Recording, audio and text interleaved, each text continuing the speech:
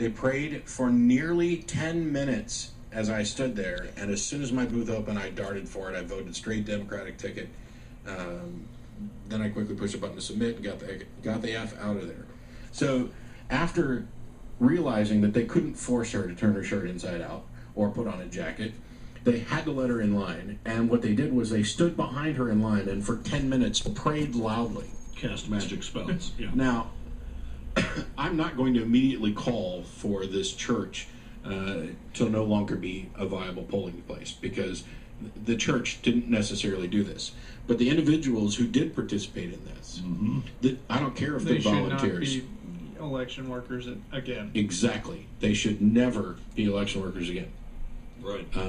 And, you know, I didn't have any problems where I voted, but that doesn't mean there aren't problems. And here's a prime example of one. Right. Now, there are plenty of people who would say, well, you know, there wouldn't have been a problem if she hadn't have worn that T-shirt. Well, guess what? This is the United States of America. Free speech is protected. And that she was absolutely right. That polling place was not a church. Was not in the purview management of the church. Right. It was at the time of the election. It was an official government secular voting place. Church loaned them a building. Right. If they don't like the fact that they're going to have to allow people in That disagree with religion, them, then they have no business being a polling place. Yep. Yeah, this actually fits into sort of a larger story of something that's been going on for the last several elections, which is that under the guise of preventing voter fraud, groups of people have been basically committing an equally serious offense of voter intimidation. Where basically there's this big trumped up story going around that lots of people are signing up under fake names, or dead people are registering or whatnot. This cycle I even heard about a case where some news commentators were loudly and indignantly naming names of people who were registered and dead, and then this guy had to call up and say, you know, I'm not actually dead.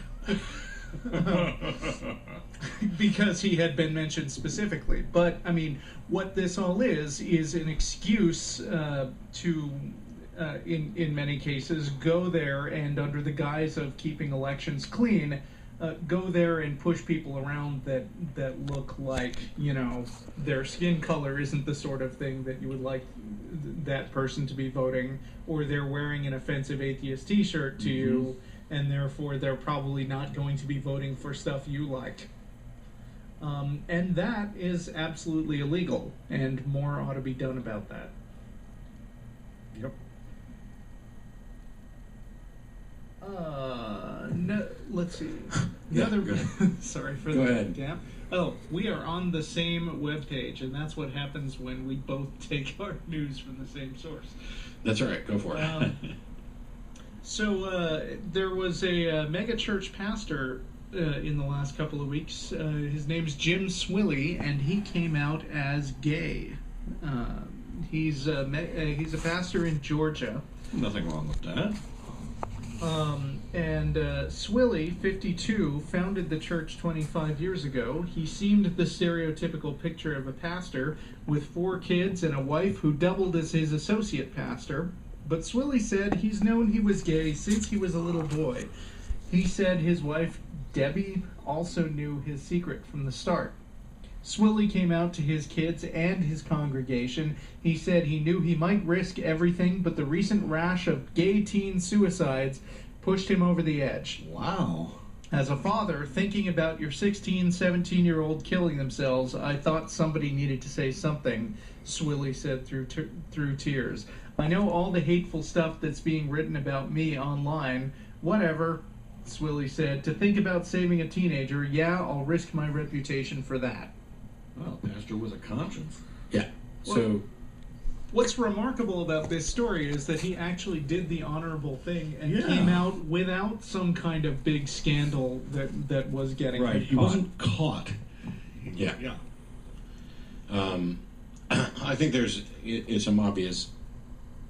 I mean, I'll give him full credit. He's doing the thing that we want everybody to be able to do, Right. because the bullying has gotten ridiculous.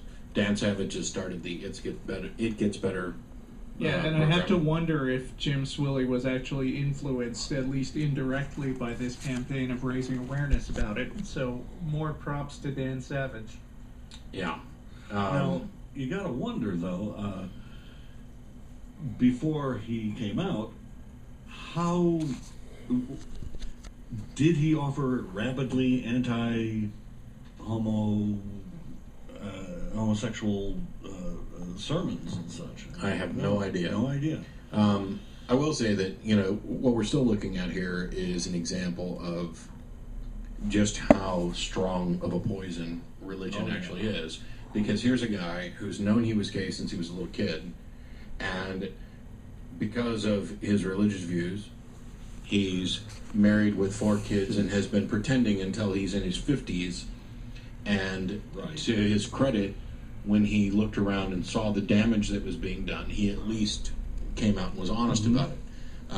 I'd be curious. I mean, you know, I hate to be the guy who doesn't just applaud. I mean, Right. I applaud It's him, okay. but I Yeah. want. I He's still also a megachurch pastor, which means we Yeah. don't necessarily identify with him. Yeah, I applaud him for what he did in the same way that I applaud Reverend Barry Lynn for fighting for church separation and everything else. But I'd love to actually get him on the phone and say, well, what is it that you actually believe about homosexuality? You know, do you go with the Bible? Is it an abomination? Do you hate yourself? Are you an abomination? Yeah. You know, is this Do why you you've been feel living? like you are? Have you been giving anti-gay sermons? You know, those types of things.